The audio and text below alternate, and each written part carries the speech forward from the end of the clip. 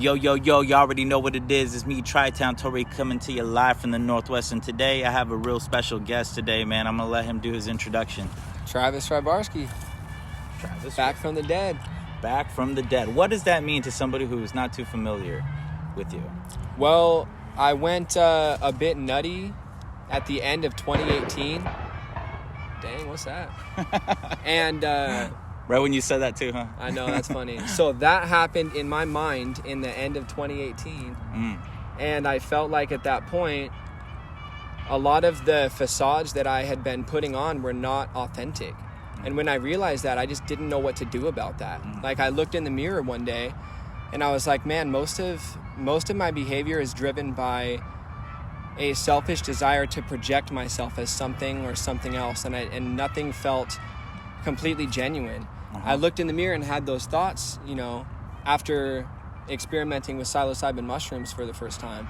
It made me self-reflect on a level that was devastating to my personality, devastating to my soul. That was like, man, if I feel phony most of the time, what the fuck am I even doing with my life? What is the point? Wasting. So I hopped off social media. I took a break from social media and then did some reflecting. I did a few weeks of writing in Seattle with a homie. And then I hit this point where my personality completely crashed. Like, there was nothing left to believe in. So I wrote all of these lengthy, introspective essays about how my character had gotten damaged by the experiences I had had in life, what it would mean to pursue God again, how psychedelics opened my mind, all these strange, far-out subjects. And I was like, fuck it, man, at least this is genuine. At least this is authentic. And posted that shit on social media. And at the same time, I was going through like a messianic crisis, like thinking of myself as Jesus come again. Because as I was encountering God in my mind and being radically honest with myself, and that is the same thing as having an encounter with Christ, being completely radically honest with yourself. Like, that's what they do in the 12-step program to gain contact with God. Going through that and having that encounter with Christ, I got myself mixed up with it. And my ego got inflated by the experience. And so rather than take the experience and say, hey, God has revealed great truths to me, I feel deeply changed as a result of it, I'm going to move forward, I went, oh my God, I hate myself. What am I doing with my life? I suck. And also, maybe I'm God. And just spiraled into a manic episode. So then I spent a few months recovering from that and doing all the self-reflection that I needed to do. And I ended up spending a week in a mental hospital, which was really counterproductive.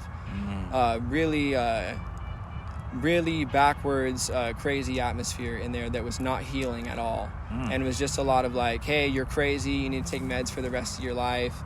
Wow. That really? Needs to be, I need to do a whole podcast episode about experiencing the mental hospital, because interesting. I was in one for 2 days, I was in another for 4 days. I mean, I heard a girl get basically beat up by security guards and strapped to a bed for asking to go to the bathroom. Like, just complete, blatant, crazy abuse. Oh, man. I had nurses just basically repeatedly interrogating me about why I was refusing to take meds, which I get where they're coming from, because they are convinced by their education and the way that they were trained that people who behave strangely need to take medication or they'll never be okay. And they really believe that, and they're doing their best and they have good intentions. But what I needed was to go through a transformation of character and get back on my feet psychologically and let the experience be a growing experience. Right. Rather than saying, I'm just going to erase all this and forget about all this. I'm going to forget about all this radical self-reflection and my desire to change as a person and my desire to pursue God, and I'm just going to go backwards and pretend life is normal again. I couldn't go back, and I felt like that's what taking meds was, suppressing the experience and shutting up and going back to work. So I said, fuck this, I don't want to take meds. This is a spiritual thing that I want to figure out my way. I'm not taking that shit. So they wouldn't let me leave because I was refusing to take meds. Called a friend who was a lawyer, said, hey, here's what's going on, they're keeping me in here. Same day, they let me out 10 days early and said, we've deemed you not a threat to society or yourself, you're free to go. Because of your buddy? And let me walk out, just because I talked to my lawyer on the phone. They just let me out. My lawyer called and requested my records. I did a release of information for him, so they'd have to send my records to him.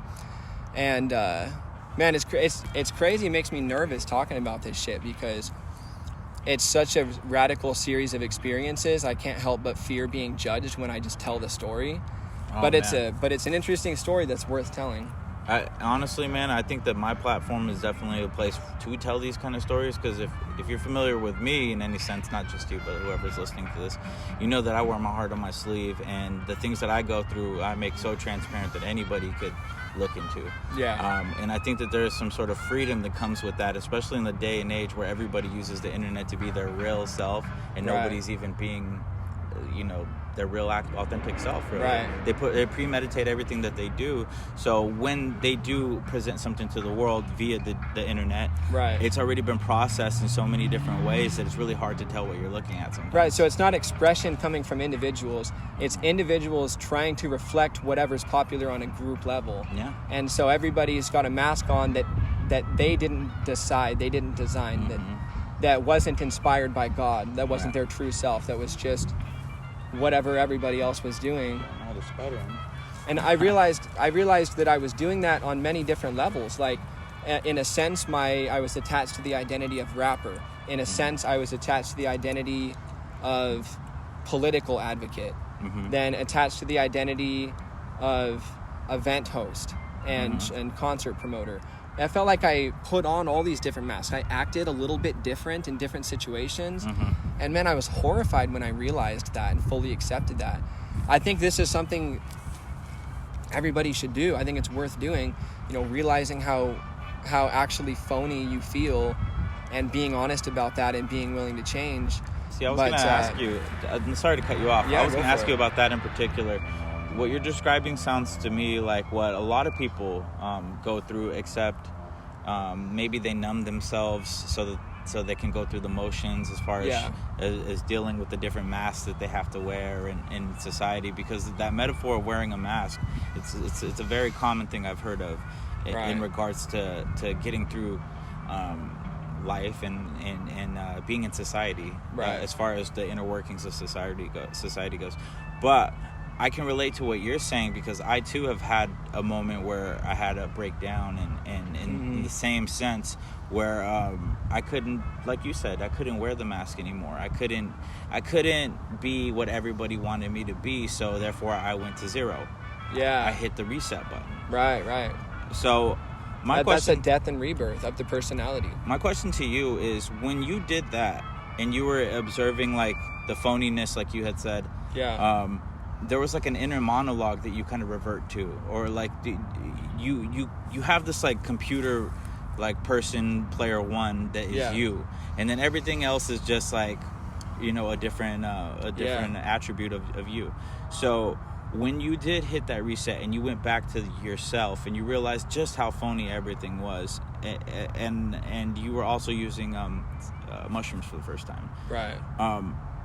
After that, did you stay in that world for a while? For a few months, I was halfway between, probably 4 or 5 months, I was about halfway between sane and insane. Like riding the border, trying to reintegrate my personality, and God, having to reflect on the concept of what sanity even is. I mean, when you have to put yourself back together, you actually have to ask the question, what would together really be? Which sane people don't have to ask. So you're going through this whole thought process, or I was. For probably 4 or 5 months, I was bumming on family members' couches. Crashed at my brother's for a few weeks, crashed at my dad's for like 3 months probably, then crashed at my sister's for 2 months. So I was like incapacitated by this transformation that I was going through. And I felt like the only option was to look into it and go through it. Like allow myself to fall apart completely and be put back together into something new. And I'm really lucky that I had people to fall back on, where I could just be completely useless to society for 5 months, but have enough people around me that loved me enough to be like, hey, you can be useless here for a little while. We're not going to see you on the streets. A lot of people, though, if they don't have the right support system, when they hit that point, they're fucked, because they hit the streets, and then when they're trying to go through this type of transformation or having this sort of psychotic episode, they don't have people to fall back on that they can use to calibrate themselves back to sanity. Because I realize I'm insane when I try to interact with my brother and it's not going well and we're not on the same page. I go, yo, this is seriously fucking wrong. I need to recalibrate myself back to my brother. So I sync up with him, and that's how we actually define sanity, that we're synced up with the collective reality.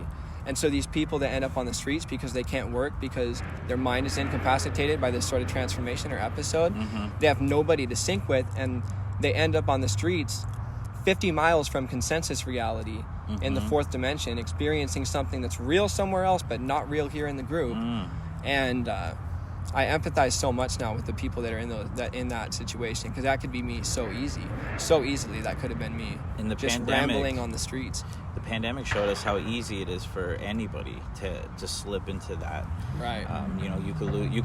Everyone's just one or two bad luck strikes from just ending up sleeping outside or in their car or whatever the situation may be. 100% depending on whether or not they have family and friends they could fall back on. True. Because if you hear somebody be like, yeah, I fell into bad luck, I lost my job, we had to crash in the basement to my mother-in-law's, we had our own bedroom, shit like that happens to everyday middle-class people, bang, they get back on their feet. It's just if you don't have that support system and people that'll stick their necks out for you, nobody catches you. You hit the ground. You hit rock bottom. I deliver parts for my 9 to 5 in Pasco, because people who know about the Tri-Cities, I don't need to explain, but the Tri-Cities is 3 cities that are connected by 2 bridges, right? Yeah. And the thing about the Tri-Cities, for those who are listening and don't know, they each have their own identity. It's its own thing. Pasco is its own thing. Kennewick is its own thing. Richland is its own thing. When I drive around Pasco, it seems like that is the city where every accountability just doesn't exist to some certain extent. I see people walking up the street higher than Lord knows, on what Lord knows. And it really just puzzles me to think that maybe they could be used to catch more drug addicts, and almost in a game that's going on with law enforcement. And that's something that bothers me, because I believe that if you're out there fishing, you're going to catch. And that's rather the wrong approach to fixing the problem that we have. There's a more strategic way that we can go about it, and it's more productive for the community. And I think that it deals with maybe having donations and volunteers that are going to help. And it's the opposite of having the police kind of like get involved with homeless people in general. Right. And what I think it is I think that there is a futuristic idea that the Tri-Cities could really use, and I've been trying to put the idea together for a long time, but it's like a full 360 fucking rehabilitation center where money isn't a thing. Money just is not a thing. And it's full of experts, and it's full of volunteers that are all coming together and doing new, innovative ways of attacking this thing that we call depression, anxiety, whatever is the psychological PTSD, whatever it is that is contributing to the overall homelessness and drug addiction problem in the city or whatever. But the important thing is that we have to approach these things differently. We can't approach it with the tools of law enforcement and incarcerating, because that doesn't work. What it does is it creates, and it kind of in my opinion, what it does is it creates the more of the same. It really does. A lot of these homeless people, they can't get food, or they don't have a safe place to sleep. So what they do is they forcefully do something so they can get arrested, and they can stay the night in the jail cell. So I just think that we have to approach this thing differently, because like when you were saying, it's really easy for people to fall on bad times, and then they can't get work, or they can't really move forward in that direction. I noticed it in Pasco. The poverty line is above 60%. And I think that that's really interesting, because for a long time they used to say that we were in the top 35 as far as fastest growing cities in the metropolis area over here in Pasco. So the two statements really contradicted each other in a sense. How is that possible, where we're growing in one aspect but we're dying in another? It really made me believe that there's two worlds in the same area. there's with the separation of invisible walls, where there's one that's looking towards the future of a city that's right now decaying, and the other that is just trying to maintain because they're stuck in that city. You see the expansion of West Pasco and us moving in that direction and wanting to put water parks and Hooters or whatever the fuck out there. We see that, and that really speaks to the future of what they want to do out here as far as gentrification goes. And then we have a whole huge mass of population on this end over here who they don't see a raise in sight. There's mainly factory work that's going on, or agriculture, because that's the only jobs they can do. So what we're gonna see is more of that oppressive power pushing the scale and making more and more homeless people and victims of economical imbalance, I guess you would say.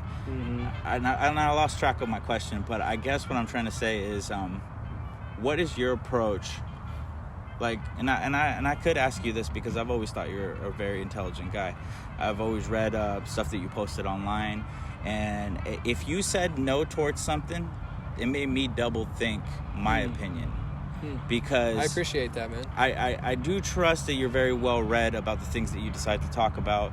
And if you are putting a red flag, it makes me think about it a little bit deeper. So in a city level... Is there any example you're referring to? There is one. It's a whole talk. It's a can of worms you don't want to open? Yeah, it's a whole thing. And Joe Rogan's getting some backlash right now for vaccines, his comment on vaccines. But I want to ask this question, and then we can go back to that. Because I want to hear your take on that, because I think you know what I'm talking about. Yeah. So...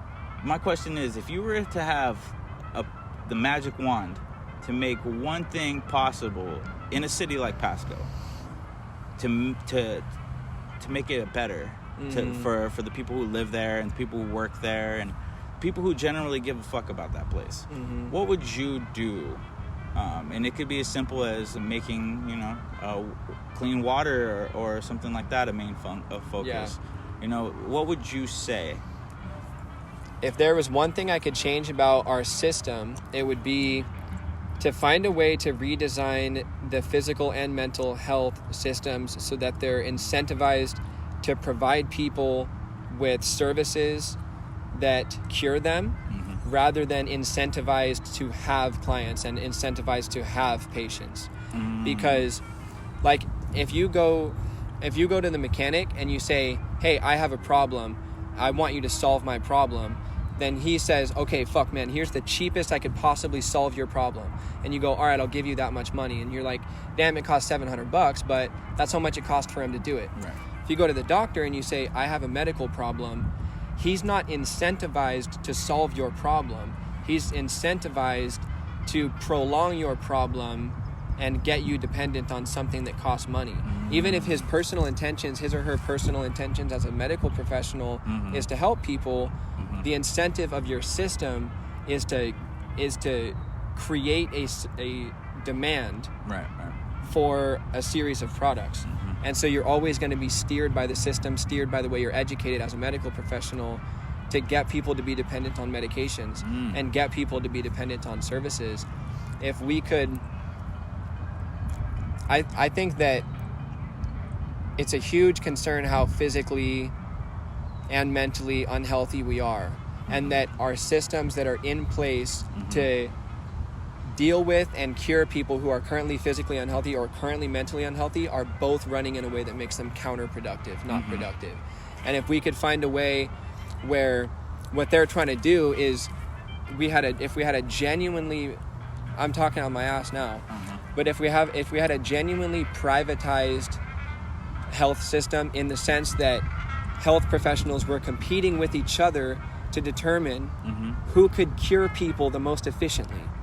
Because the doctor next door, if he can cure their problem with spices and essential oils and a recommendation for exercise and a supplement and something, and he can give them that whole package of shit for $200, and you're trying to sell him pharmaceuticals that cost him $1,800, you're going to get fucking run out of business.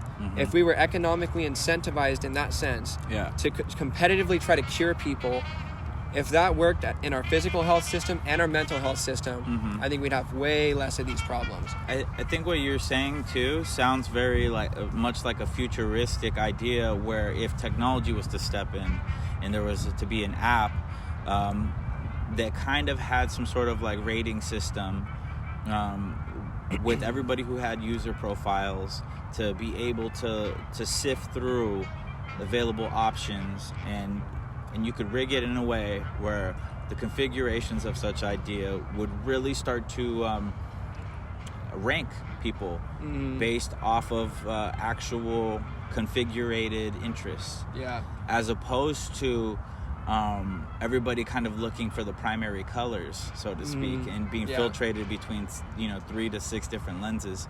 I think that that's what the future wants, and I think that's what we will end up towards.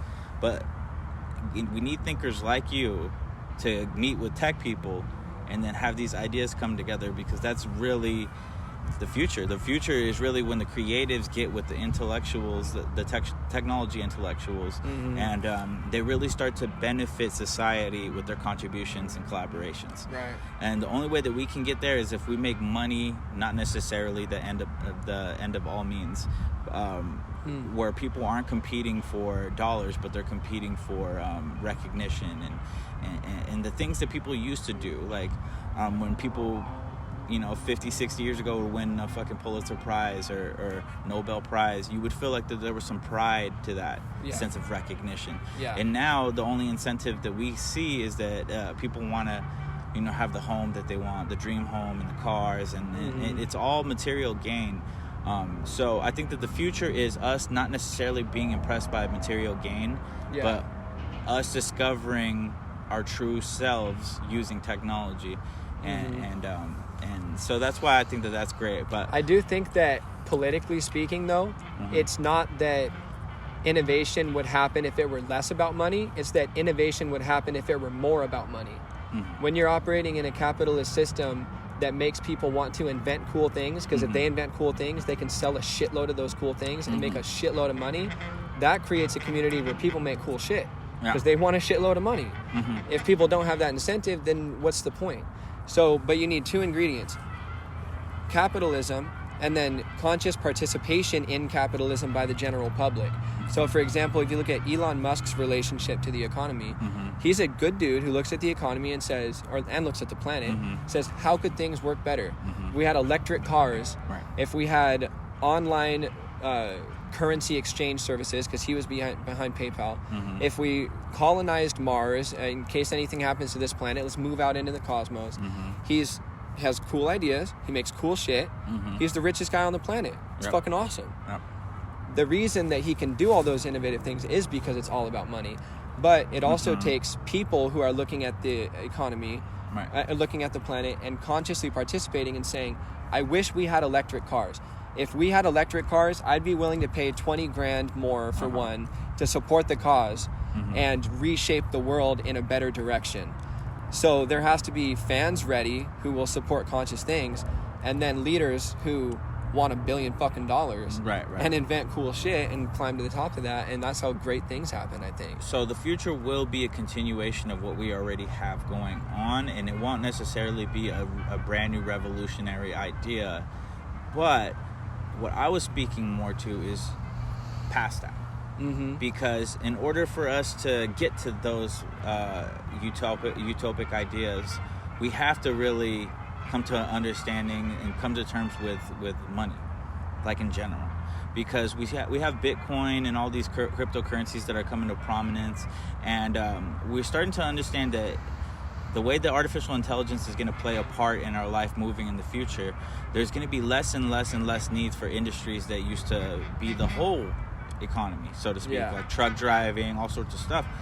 And in order to maintain civil rest, so we don't get unrest, you have to create a universal basic income of some sort to kind of measure the balance out without getting too deep into what that would look like. I like Andrew Yang. I like a lot of the things that he says. And I think that if we were to stop with the idea, because everybody's always, since money was taken off the gold standard, everybody's kind of went around with the idea that money's worth what it is worth, when really there's a debt note to every dollar that you have, right? Yeah. So gold is not necessarily what's backing American currency. It's just not, right? So if we were to eliminate the idea that money has to be backed by something in order for it to be worth something, and this is a futuristic idea, this is way down the road, then we can create a system that's incentivized for people to want to do better and want to live more productive lives in that sense without need of competitive monetary gain. Yeah. But that's such a futuristic idea. I just know that it's possible because the way that things are going, it seems as if it's like mechanically like how an old roller coaster works, right? And what I mean by that is an old roller coaster is only going to be as great as that innovation was intended to be, right? In order for it to be greater, it has to almost transform and be something else. So if the economy is ever going to get to a point where people aren't jumping off of buildings and being caught into suicide nets in China, we really have to make a shift of why we get up in the morning to leave our family for 8 hours a day or whatever it is. Right. And I think that the only way that we can do that is when we come to terms with money. And that's a huge thing too. That's something that's not going to happen in our lifetime. We'll come to terms with organized religion and where people fall in the spiritual sense way before we understand what money really is and why we do the things that we do. I don't think we ever could get money in check without getting our religious worldview straight. I don't think we could do it. Because if you aren't personally rooted to a value system that makes you believe in being generous for some higher purpose, there's nothing stopping you from just getting everything that you can and saying fuck everybody. Right. And if everybody's operating if everybody's operating in a place that has like no religious worldview in particular, sometimes I'm going to choose to be a good person, sometimes I'm just going to do whatever the fuck I want because I want what I want. If we continue just flip-flopping like that instead of having some sort of religious structure, I don't think that we'll figure out greed. Because we can't force our economy to produce great products unless we have a market full of decision-making, buying people that demand great conscious products. And then we can't figure out wealth inequality until rich people are just conscious enough that they're willingly sharing their money with poor people. Like, actually just making the personal decision because of the way that they believe to share their fucking money with poor people. Until we get to the point where the rich are that conscious and the poor are that conscious, I don't think that we'll figure out greed, because you need to have a reason not to be greedy to not be greedy. Right. And that reason is rooted to what you think about life, and what you think about life is your religious philosophy. We're at a really awkward point with religious belief because it's very, very uncommon for people to deeply associate with a religious tradition still. Like, I don't know the statistics on it, but I feel like the majority of people don't say, I have this belief system, I subscribe to it, I 100% take it seriously. Because everybody's in this awkward position where they're like, religion clearly has some good things, fucking not making coherent sense to me. What are you talking about with these old stories? And what are these rules that don't seem relevant in our culture anymore? What's going on with this? This is pointless. And we might be throwing out the values that are actually holding our societies together by being so quick to criticize our traditions. Because those traditions define our values, those values guide our behavior, and that's what keeps us stable. That we choose to be good. We choose to be good because of our religious beliefs. So if we just say, fuck the religions, we don't need all that, then we're going to sink into chaos. And if we cling to our religious structures, then we fail to see the world clearly and evolve consciously. Right. So there's this really tricky in-between where you genuinely respect what ancient wisdom and scripture has to say and submit to its wisdom that's beyond yours even when it makes you uncomfortable, but also be willing to question stuff in the Bible, stuff in the Quran, stuff in all these ancient scriptures that's just crazy and needs to be rethought, and what needs to be taken literally and what doesn't. Until we take it seriously and are sincere about it, but also open-minded and willing to change, I don't think we're going to stabilize. Right. Especially, how are we going to be an entire globe of people, like an international community of countries that all have all these different belief structures? It's just, I think that's the most important thing we can be doing, is trying to build we as a human species are walking on a stepping stone path of belief structures. We step from one to the next. And so what I'm trying to do as an individual is draw that next step for myself in my own development as a person. What's the next thing that I can transform into that's closer to God than I am now? And then after doing that, can do the same thing on a society scale and go, what does society need to draw into the future as a stepping stone belief system to take us to that next level of evolution? Because we're shedding our belief systems, and like, do we have a new skin ready for when we shed these belief systems that have kept us afloat so far? So that's what I'm trying to figure out, and I think that actually gets at the root of greed and the money thing. Yeah, if you move it further in that direction, I can see totally what you're saying. So if you're in a transformative stage, or you're looking for more of a transformation in order for you to have more clarity in the direction that you're going. Yeah, because to guide and to lead the people around you, you have to transform faster than the environment around you is transforming. Ooh, I like that. So you have to be radically transformative with your own personality, constantly willing to die and be reborn and change if you want to be on the forefront of this adventure that we're all on, evolving consciously. If you want to be on the forefront of that adventure to lead and guide people, you got to be radically transformative as an individual. And then you can apply that transformative attitude to the society around you and say, what would it look like for us all to transform in this way? Because it's working for me. Let me ask you this. A society, a nation without a religious backbone, a foundation of some sort, are they doomed to fail, to go into more chaos and more murder, more Neanderthalic sort of? The greatest philosopher of all time, Friedrich Nietzsche, who was a harsh critic of Christianity, says to your question, yes, they're fucked. Yeah. He was not a religious person trying to promote some ideology for the sake of propping up his religious tribe and say, look, we scored more Christians. He was not on some bullshit bias like that. He was a philosopher looking at society and looking at the fact that there's a substructure keeping us intact that's made out of values and beliefs and stories. Right. And when you say that you don't need that anymore, it's because you've forgotten that you've had that. That you have forgotten that was even there. You had become unconscious of it.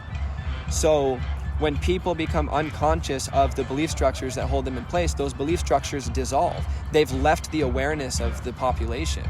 And then everybody descends into chaos. Millions of people die. And then they slowly reintegrate into a better belief structure again. It's a process that happens repeatedly in the Old Testament of the Bible. And Friedrich Nietzsche predicted that in the 1900s, millions of people were going to die as a result of the death of God. And what you saw happen in the 1900s was people become easy prey for political and religious leaders that provided them with radical direction and filled the hole that God was supposed to be filling. That people could look at someone and say, finally, something to follow. He'll take me to the promised land. Let me kill all these people like he's saying, and believe that we're going to create some greater race, and you're guiding in another direction.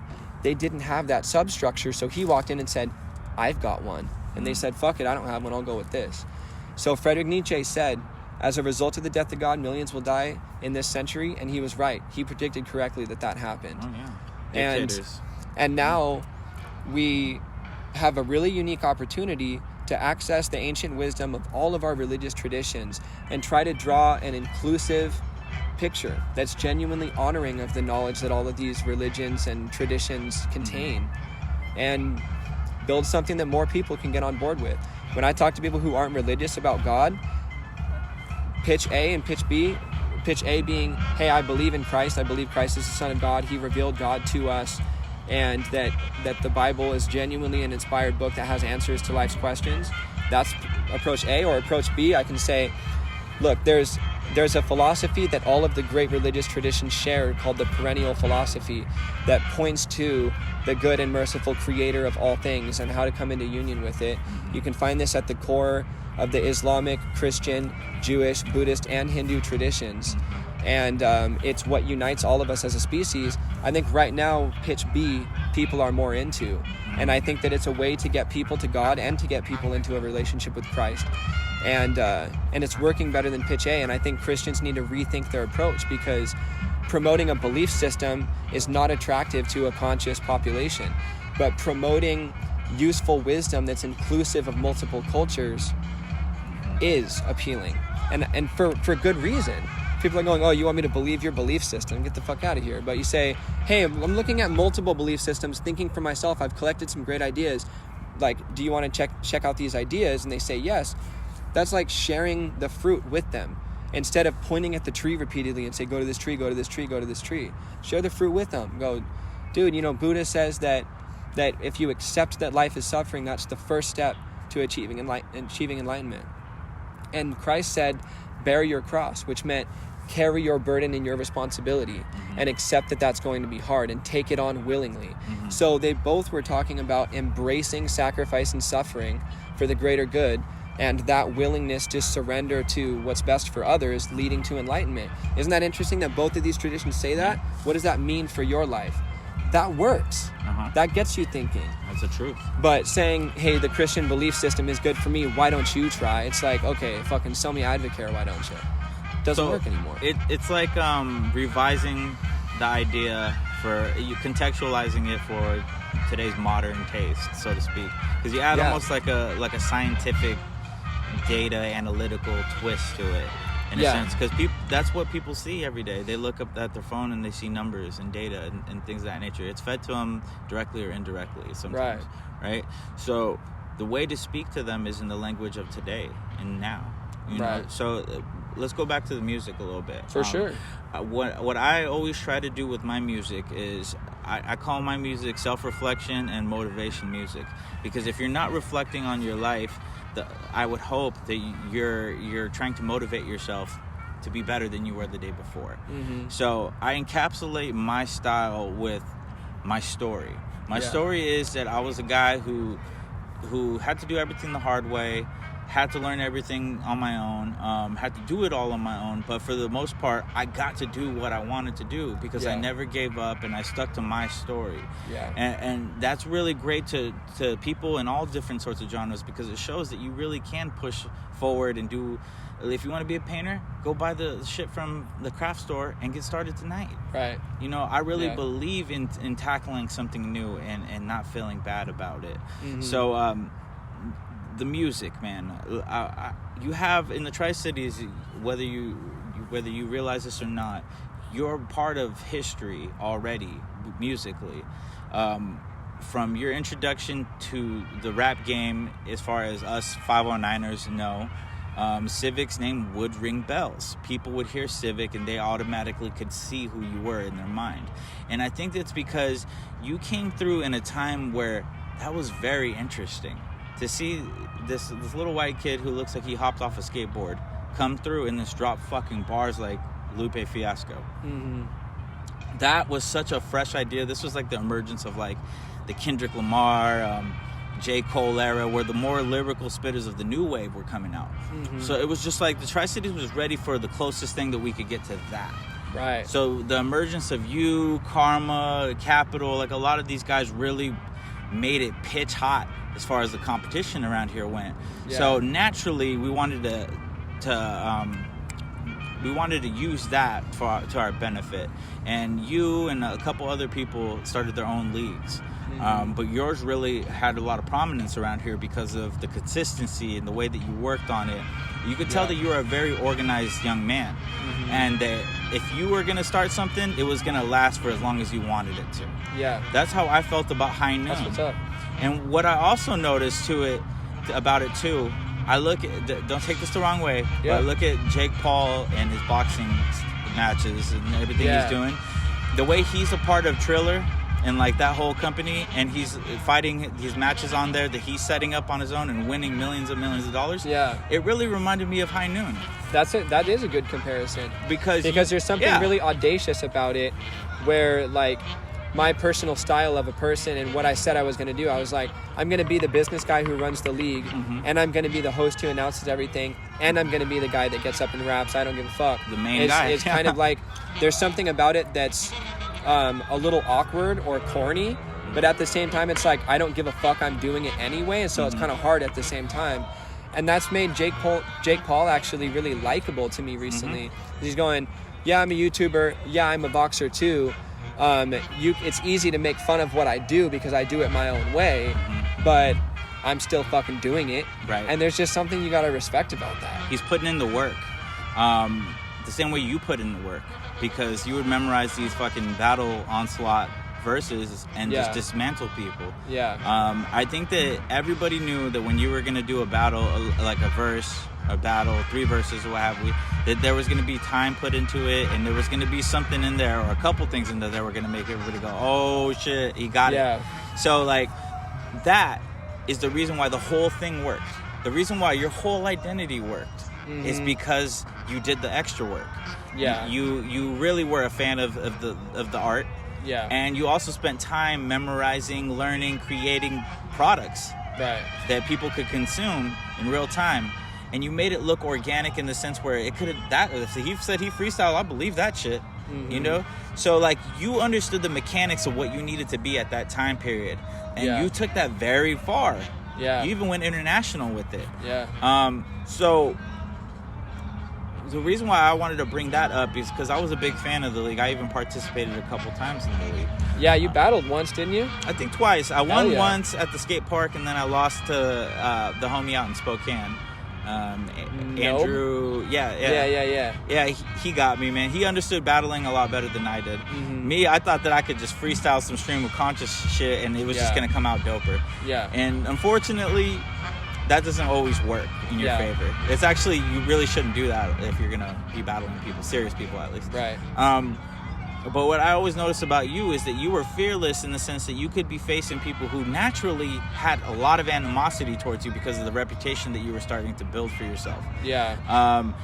And you just didn't really show any kind of like fear, any kind of nervousness. When you seen Ciivic, you knew he was on, and you knew that it was going to go down that night. And there's so many times where you made people look really ridiculous. I don't even remember a lot of these guys' names, but for the most part, if they were from out of town, they would come, and then they would leave upset. Yeah. So how does that begin? How do you want to be, like, one day just wake up wanting to be competitive as far as like rap music goes? Dude, you know what it probably partially was suppressed competitiveness, because I didn't really do sports as a kid. Okay. So I probably just had all that left over. I was like, man, I didn't play football growing up. I need to do something competitive. Because I think we all do, probably males more, but everybody to some extent does have a competitive instinct, which praise God for, because it drives us to be better, and it's really fun. It's fun to play games and try to be better than each other. Oh, yeah, definitely. And I needed a way to express it. And another thing I had always wanted to do was debate club, because I was really articulate and I got more shade for it than encouragement for it. I didn't have an outlet for it. My dad was someone who found a young person questioning an old person to be a violation of cultural norms, and so I wasn't like at home I could debate and argue, because I just pissed my dad off. So when I was in middle school, I wrote an essay in the school newspaper about how kids who are naturally argumentative need to have debate club at school as an outlet, trying to petition to start a debate club. There you go. And it didn't work. We never got a debate club. And then I never decided to go the traditional college route, and so I couldn't go do a debate club there. I'm going to do school online. So I was like, fuck, man, I always wanted to do that. So I think it was just like a way to express a universal competitive. The elements kind of just hit. I wanted to be verbally competitive more than I wanted to be physically competitive. That made more sense to me. It sounded more satisfying. And so how else do you do it? You know, how else do you find an excuse to be verbally competitive with people, you know? Did you have a gift of gab for speaking, just in general? Yeah. And did you notice that maybe it was easier for you to like get the attention of girls by talking, being a smooth talker? Right. So that's a good point.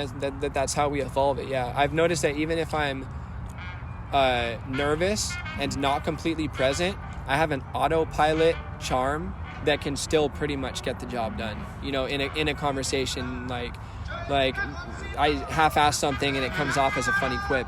I do think that I developed that through wanting to impress girls. Like, yeah, that's how you evolve it. I think a lot of early age rappers it's a hidden motivation, so to speak, right? Because nobody wants to admit that they need help getting girls. But it's also, but there's an element of smooth talk that's, what's the word for when you're trying to turn somebody on, like seducing? Yeah, seducing. Yeah. There's something about smooth talk that's seducing, and you're as a rapper trying to seduce the listener into enjoying the song, right, in the same sense that as a male you would try to seduce a woman into enjoying you. That's right. But that's right. Not done. I'm good. But you also develop it by negotiating with the world and trying to get what you want out of the world. When you go to a teacher and you communicate in this way and it doesn't get what you want, you communicate in that way and it does, you realize what people like to hear and how people like to be spoken to. So that's part of it too. I don't think it's just the romantic evolutionary part. There's a psychological aspect that takes place way before any kind of romantic elements are involved. Yeah. And I think that some people from an early age have the ability to observe and analyze that about themselves and think about it deeply to where they can weaponize it and use it to cut through a lot of what life is. Yeah. If you look up and listen to like true crime shit about serial killers or even stuff about like Jeffrey Epstein, you realize that these guys are able to like kind of have like a poker face, so to speak. Yeah. That they can kind of like put on the world while they're like nefariously doing whatever they're doing in the shadows. Right. And I think that that's rather interesting too, because there's been times where people have said that about me, that, you know, that I have a good poker face, that, you know, oh, you could be a serial killer. I think it's funny because this is back when serial killers weren't even popular. But now that they are fucking popular. Now they're like the new fucking Twilight. Exactly. It's like the sexy Netflix documentaries are about serial killers. Definitely. And it's weird, like You and all that shit. Yeah. And I think that represents people craving an understanding of the nature of evil, because if you want to form a truthful worldview, you need to understand the difference between good and evil sincerely. Like, you need to be able to look at someone's behavior and say, no, that's evil behavior. You need to, like the Bible says, be as wise as a serpent and harmless as a dove. Right. Truly understand what evil is and what good is, so that you know how to consciously choose to be good. What about the attraction to evil? Like, that's a popular that's thing. what I'm saying, is that since people don't have a good philosophy of evil, they're curious to encounter it so that they can form a philosophy, and they don't know that they're trying to encounter evil so that they can figure out what it is. They just know that they're attracted to it. So the attraction is conscious. I'm attracted to this.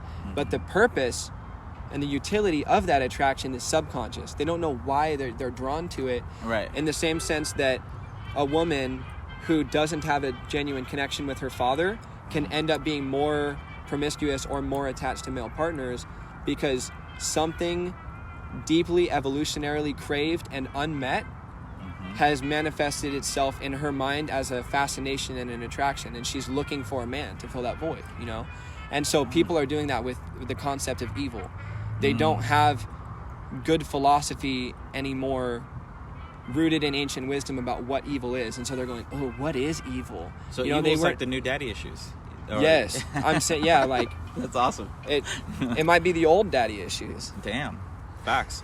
The original daddy issues, the OG daddy. But there's something to be... The OG daddy issue is trying to fill the place of God with something. Okay. And it will always result in disaster, because nothing can fill that place.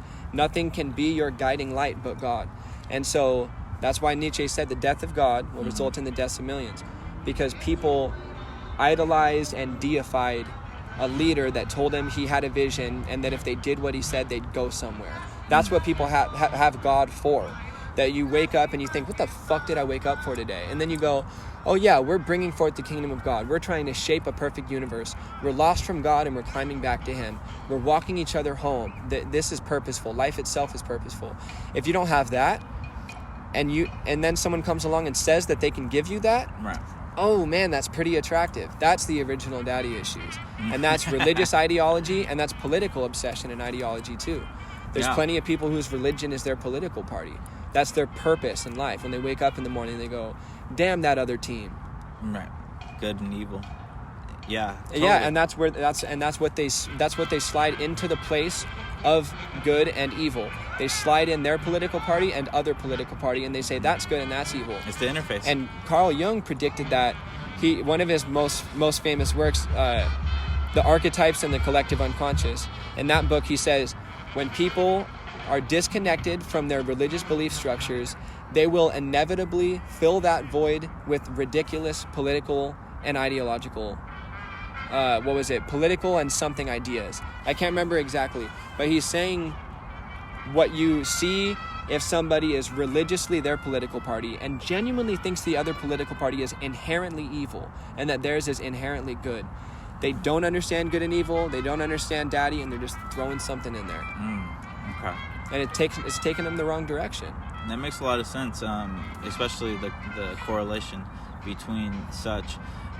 Do you think that it's interesting the way the society chooses what they're into as far as like what becomes trendy when it gets to certain topics like sexuality and I think that the technology is doing something really interesting to the human being, where we're starting to replace real human things with augmented reality versions of such.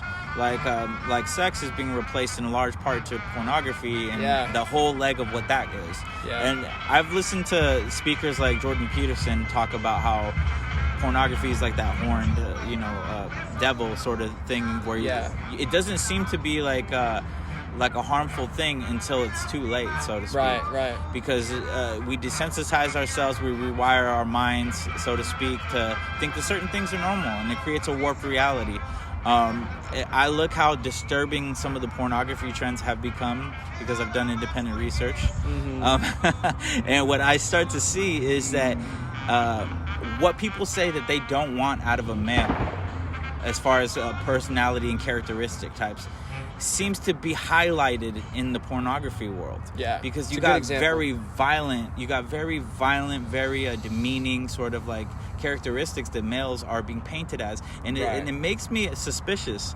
I suspect that maybe this hateful men narrative that's being spun on the web and places like Twitter are going hand in hand with a visual correlation of what pornography is in the way that men are displayed in pornography. Yeah. Because that's not a realistic man in any kind of sense. I don't know if that's even realistically organic in the real world. I think people see that and they try to emulate that because they think that women are into those kind of things. Yeah. But it's just theater. It's pornography theater. It's the ancient wisdom traditions put marriage up on a pedestal as something really natural, and you can tell it's natural because the internet is slowly evolving closer and closer to marriage with its pornography. Pornography is evolving in the direction of being as close to a marriage as it can possibly be.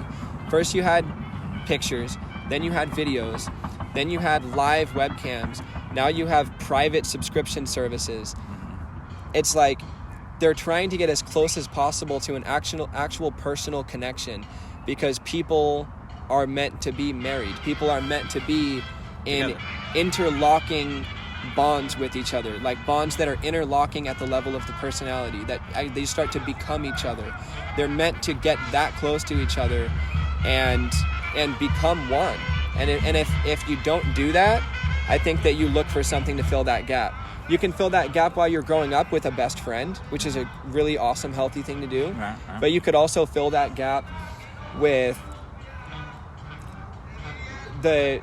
going on a subscription service and seeing that the girls who have more followers would charge less, but the girls who have less followers would charge more because people are willing to pay more for something that's closer to marriage. And they go, well, at least there's only 300 other dudes in this group instead of 2 million. This is a little closer to actual marriage. So that's another example of people losing something ancient and time-tested and then trying to fill that gap with something that's just nonsense. Okay. Okay, what do you think about the narrative, the futuristic narrative that people really don't want to be with each other, where the sexes should be separated, where robotic augmentation in software should fill the voids that people have that they think that they need, and people should be bounded to what they believe with their ideology, beliefs, and everything, and everybody should leave each other the fuck alone. Almost like this dystopian kind of future where people become robots in a sense. Do you think that capitalism creates that? Because consumerism kind of seems to push for the individual to be alone in a lot of senses. Yeah. No, that's a great point, yeah. So when people are alone, they will make the decisions that capitalism want them to. Right. The impulsive decisions that... So if you're comparing the kind of world that we're living in today to a hypothetical world that would be utopian, you'd be referring to a world that didn't need a governmental structure. People will look at the sorts of Christian tribes that popped up right after the time of Jesus and say that they were socialist, but they weren't socialist and they weren't capitalist either. They were communities that were united by a metaphysical structure that was a shared belief, and that metaphysical structure kept them so intact that they didn't need a government overseeing them for them to get along. That shared belief helped them get along. So they weren't socialist, because socialism means that a governing body over that people has the control to keep those people equal.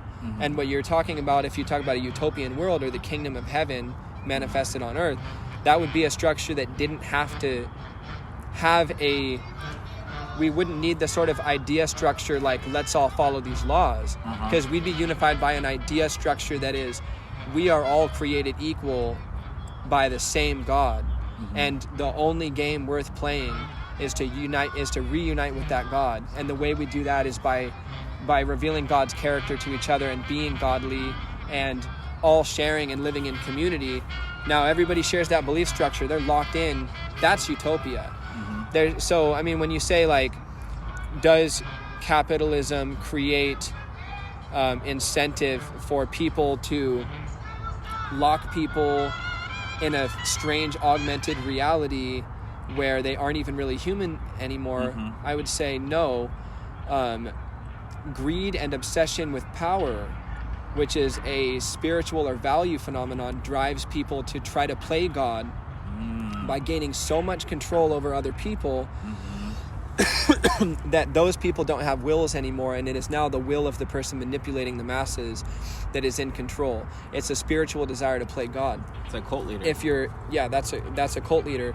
They're not doing what will most efficiently make them leaders of a healthy capitalist market, because if you want to make a lot of money as a major corporation, you should want, for example, for there to be more people who have more money to spend on shit so you can sell more shit. So if you're a company that makes anything physical that anybody plays with, you wouldn't want people to be plugged into VR augmented matrix machines at their house, spending Bitcoin in a Sims world they think they're in full time, peeing through a tube and getting fed through a straw poked into their throat. You'd look at a fucking sick dystopian reality like that and go, hell no, I want people out in the streets buying fucking skateboards. So capitalism tries to create this, the spirit of conscious and healthy capitalism ideally would try to create a world where there was healthy people who had money to spend and smart people to make cool things and to sell to those people. But the amalgam of spiritual forces battling in the background of our political sphere is creating the problems that you're talking about, I think. I don't think that Elon Musk, for example, wants to bury people into weakness in the way that Jeff Bezos does. I think if Jeff Bezos could have 1 billion people living in Amazon condos, working at Amazon and buying all their products from Amazon, and they were essentially just little cells of the corporation that is Amazon, he would have that in a heartbeat. I think if you pitched that idea to Elon Musk, he would say, no, that's not what I want. I want creative, enriched, conscious people buying my dope, conscious shit that I'm making. That's what I want. I want everyone to be healthy and thriving. But he's an anomaly as far as what he is. He is a huge anomaly. Because the closest thing I can think of is Mark Cuban. you know, to being something similar to what Elon is, where they're kind of like outsiders in this world. Like, they're really cool guys that just so happen to understand how shit works, and they figure it out fast, and then they implicate it immediately. Right. So what makes them good capitalists or healthy, positive capitalists is their intention, and the intention is the spirit. Like, you do business in what spirit? Do you do business in the spirit of joy? Do you do business in the spirit of greed? What is your intention? That's what really defines what they end up being. I think a guy like Jeff Bezos and a guy like Mark Zuckerberg, their intention is get back at my dad who bullied me as a kid and take over the world and get everybody under my iron fist and show that I am God and I was all along. And you were wrong about me. There's this narcissistic lunatic in the background of those people's minds. You read my mind when you paired both of those two guys together, because there's such a similarity in what in who they are, as far as they're like dictators of their own corporate nations, you know, in a sense, because look at the way that you have Bezos with Twitch and how he moderates that, you know, like that all comes from him as far as like censorship and moderation. And then Mark with what he censors, but also what he allows to exist in his domain. I don't know what's worse, the fact that you censor the free speech to the limit that you do, or the fact that you allow fake news and narratives to create into like big whirlwinds that cause like real life implications. You're almost like a two-headed demon in that sense, or a dragon, so to speak. But we do live in a world where we have these kind of billionaires. It's like a high school, a billionaire high school. You got different cliques of different type personality types to sit at different tables. You know, Kanye would be sitting at the same table as Elon. You know, like you just have people who click together because of the way that they look at life. I get really worried when someone like Jeff Bezos more and more looks like a supervillain from a comic book. Because when your spirit and intention really does manifest itself in your physical appearance. You can look at somebody and see a sort of sick, depraved, weird intention lurking in the background of their face, and they look tired and drained because it's not the natural state. It's not the way of the creator. It's not the way that creation is supposed to be. But you look at somebody who's here to help, who's here to give you the attention, who's here to be of service if anyone needs it. You look at a person and you can see their face glowing. You can see that spirit. And also you can see by the way that they design their communications with the general public. People who have bad intentions on this large scale script and manufacture all of the content that reveals their personality to the general public. But dudes like Elon Musk will go fuck around with Joe Rogan for 3 hours straight and be asked any question that some random idiot thinks of. So who's an actor and who is a human being who happens to be successful? Honestly, the way he moves, man, it's alien-like to me. Like, because it's just so out of this world. It's so cool, like how he keeps his cool in every circumstance. He doesn't look flustered. He looks irritated sometimes when he hears the same dumbass thing over and over again. But for the most part, that's a guy you'd want to go have a fucking beer with. You know what I'm saying? But as far as Bezos goes, I don't think I'd want to be in the same room with him for even a second. Because I would feel like the air is just being sucked out of the room. By this guy's ego or what have you. Because the air is being sucked out of the room.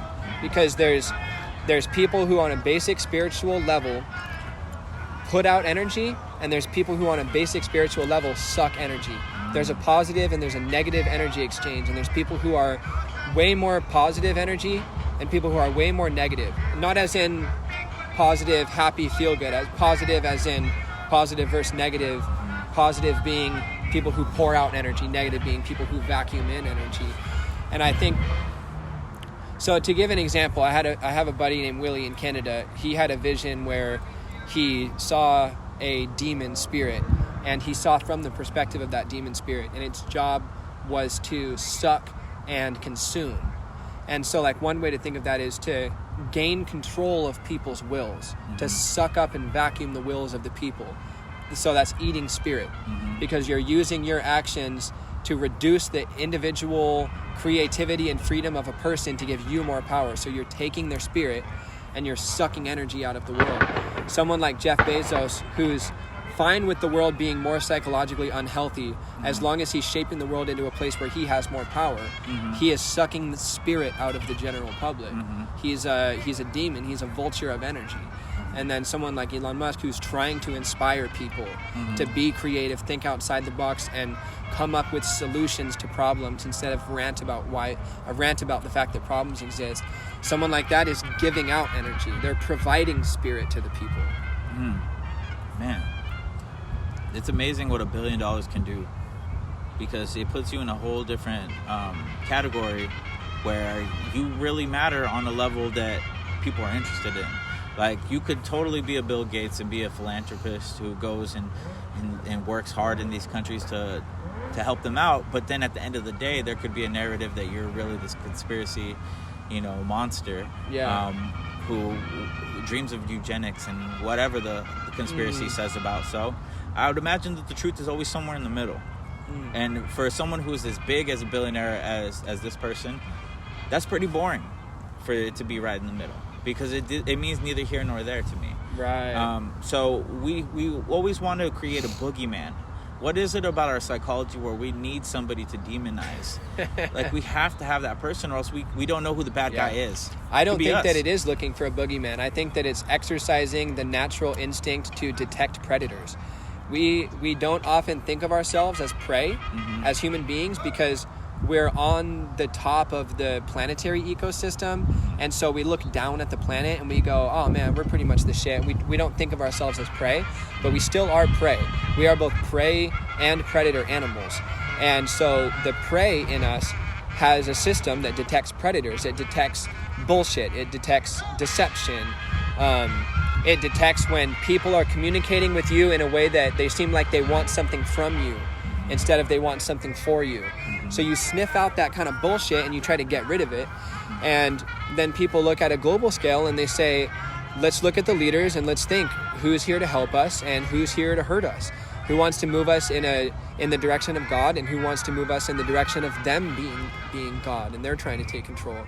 So it's natural and it's healthy, and we should.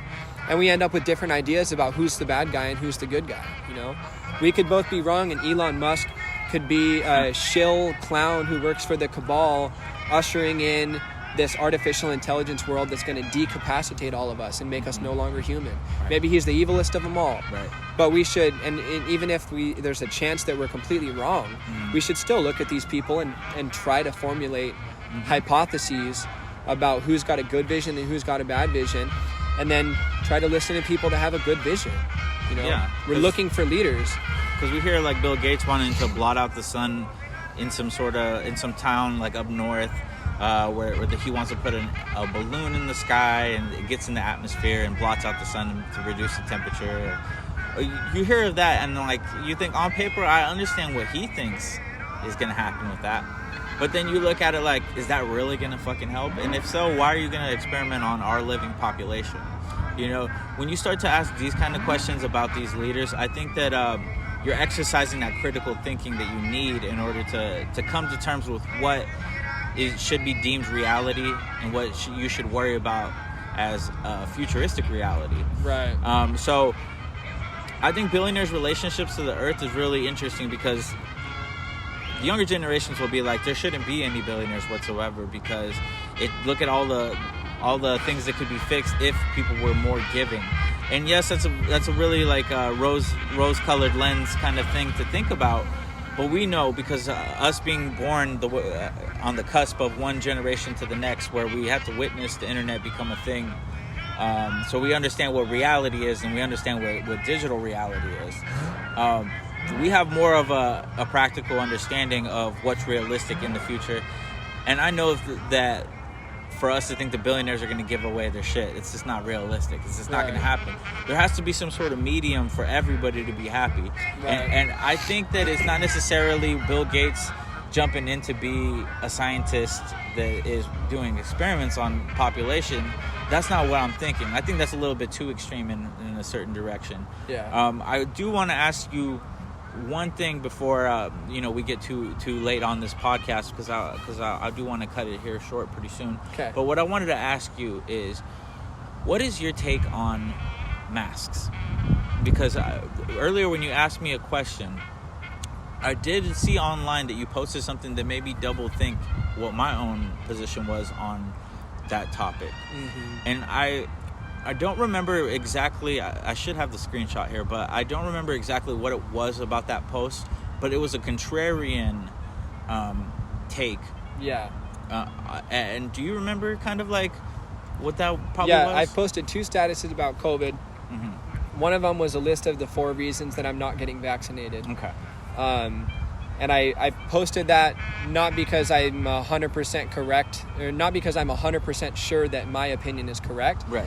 but because it concerns me so much that the narrative is being manufactured in a certain direction on social media by people who there's no reason to believe have good intentions for its users.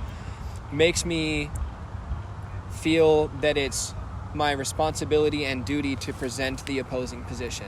People deserve to see the whole picture and the whole truth. And so when I see... Yeah, but I don't think that it is devil's advocate. I think it's God's advocate, because nobody controls the public narrative on purpose with a good intention. It doesn't exist.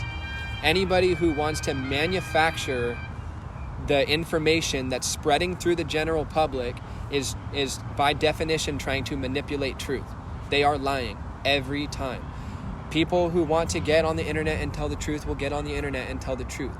But when for example on like Facebook and Instagram, when every single post that relates to COVID has a link to a CDC article, even though the CDC has been completely wrong about the pandemic over and over and over again over the past year, it's so creepy to me. It's like, okay, so this means that Mark Zuckerberg has a deal with a federal agency that he'll promote the information that they want him to promote.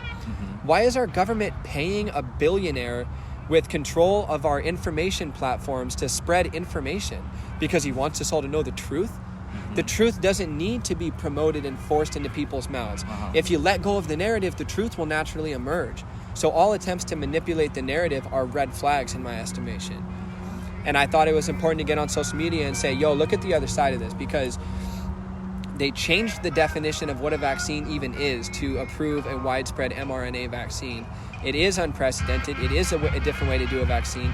I don't believe that it is a vaccine. I do believe that it protects people from experiencing severe COVID symptoms, but I don't believe that it fits the actual definition of a vaccine, because the organization that approved it changed the definition of a vaccine this past October specifically to approve this vaccine. So it's like, you guys are making shit up and calling shit that it's not, so that's a red flag. And then the social media platforms and the government agencies are collaborating because it benefits them both in some way, otherwise they wouldn't be, to convince us to get these.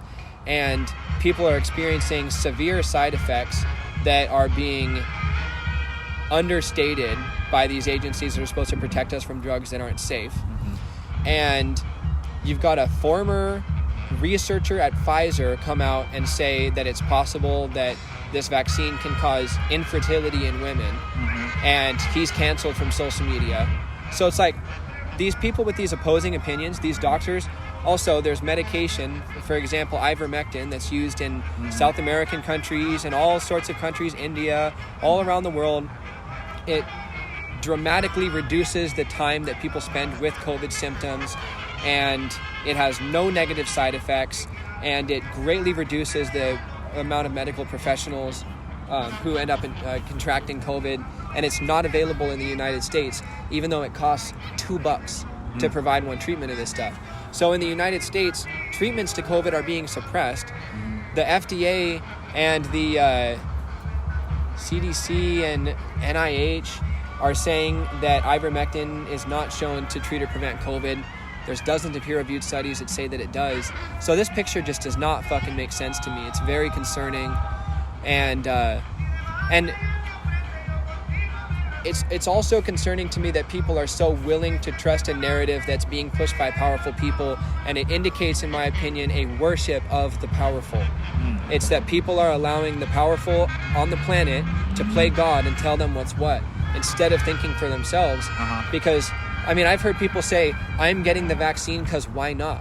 Why not? Or everybody's getting it. Yeah, because everybody's getting it, because why not? Because the CDC said it's safe. Yeah, because people I know trust it.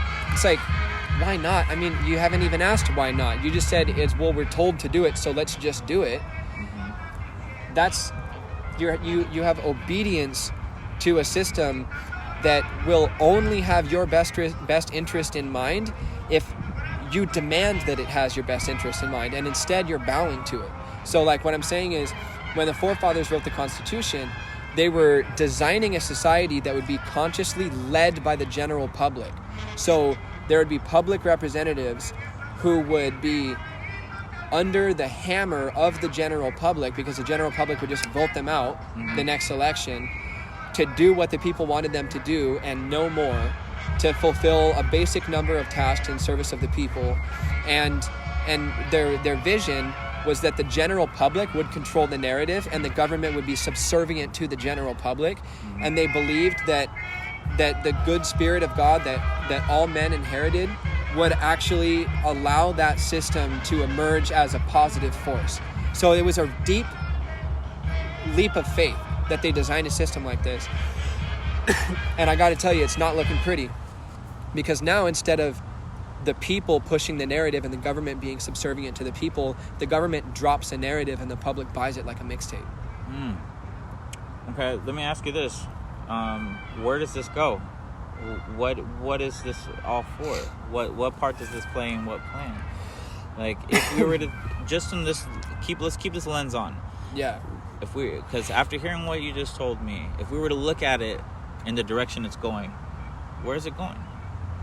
It's going approximately to Brave New World by Aldous Huxley, which is a novel that describes a dystopian future where people are generally unhappy, unfulfilled, and have no individual creative ideas, but are kept docile by a prescription pill that the government feeds everybody, that has a nice, soft-sounding name, so it sounds innocent to the naive public. And they take it and they're content, and they have no creative, individual free will except the radical few that rebel from this. But so George Orwell's 1984 was also about a dystopian future like that, right? But it was about a dystopian future where a tyrannical, violent government kept its people in check by force. And Aldous Huxley looked at it and said, no, that's not realistic. That's not going to work for long. The people, the general public, have to be willing to go to the place of subservience that the powerful are trying to stomp them into. They have to be willing. And the way that the rich make the poor and naive willing is by making them more comfortable and less conscious. So you want people eating junk food and drinking and smoking and consuming processed products that make them less creative, less bold, less courageous, less energetic. You want people away from eating natural and organic fruits and vegetables and grains and beans and seeds and things like that, because it gives them so much energy that they can think clearly.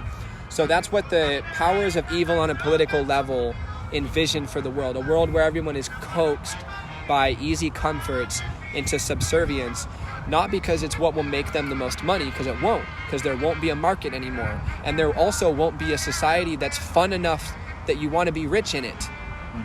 So there's no point to it financially. They want to do it because they have a spiritual evil desire to take God's place.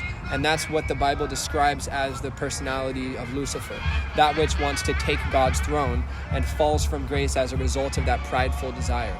And that's what the evil want. They want to be God of the planet. So for them to be God, you have to be less powerful so they can be more powerful. And then the people who have a good and holy vision for the world and participate in our market want to make things that are good for people and make them money. Good for the individuals, good for the company, good for God. It lines up. That's what they want to make. But I agree that Aldous Huxley's book was more... I agree with Aldous Huxley that it's more a coaxing than a forcing.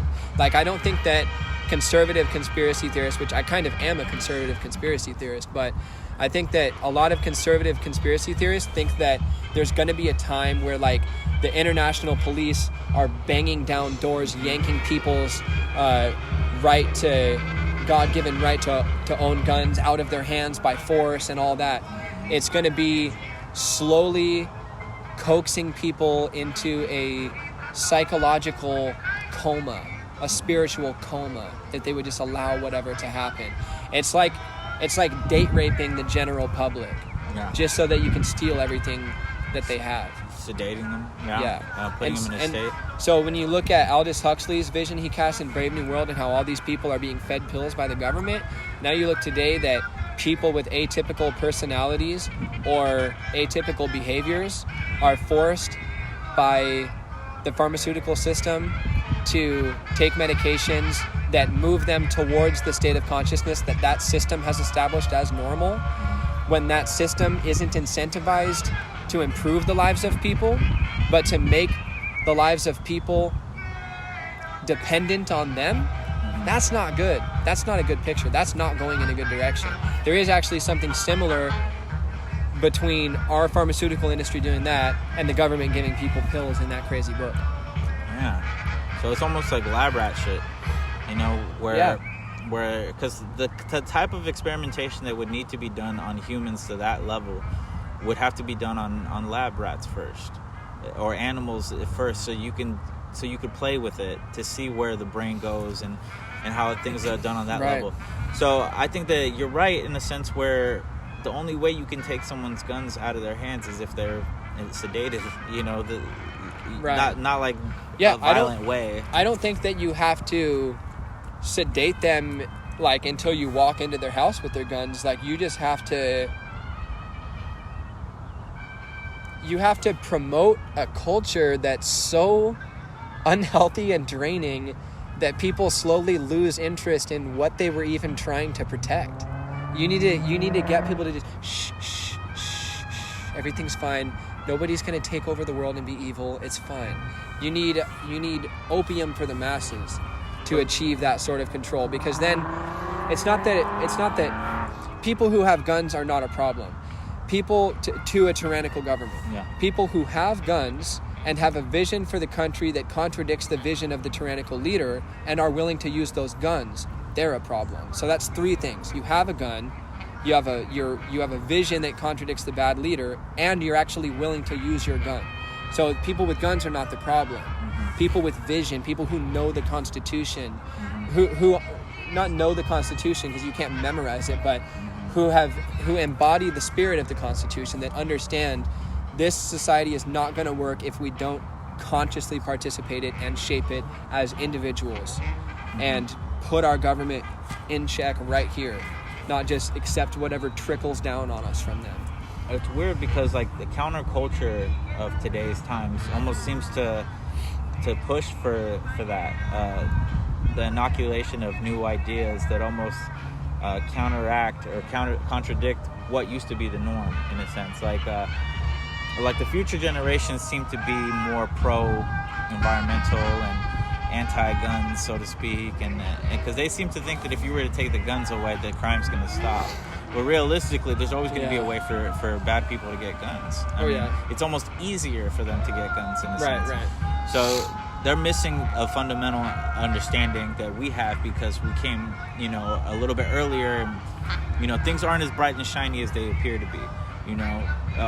So when we move in that direction, I think that the old need the young just as much as the young need the old. There has to be some sort of understanding between the generations in order for us to kind of take control of our life and of our world again.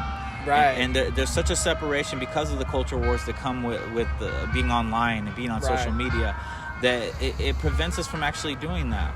Right. It's to the point of where when I used to go around certain, let's say white people, when I used to go around white people that I didn't know, I didn't ever think of them looking down on me as oh, there's a Mexican.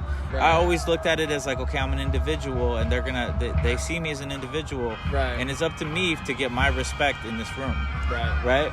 But now, because of the way that the internet has pushed us into groupthink, even when we choose not to be in group thought, it's almost oh man, I don't know what they're thinking. I hope that they're not thinking the way that I think that they're thinking. Yeah. It almost becomes where we're forced to this animalistic ground of understanding, and I see it in their eyes where they don't want me to think that, but their whole life and identity is set up to a certain way where I could immediately think that that's what they are. Yeah. The way that people joke around and shit. there's guys who try to tell me Mexican jokes, and I've never liked Mexican jokes because I don't think it's that fucking clever. But I don't think anybody would think that their own racial insecurities are funny. Yeah. You know what I'm saying? Yeah. So it's like, oh, what do you call a Mexican that does this? Like, well, I don't call it shit because I'm not entertaining this dumbass thought.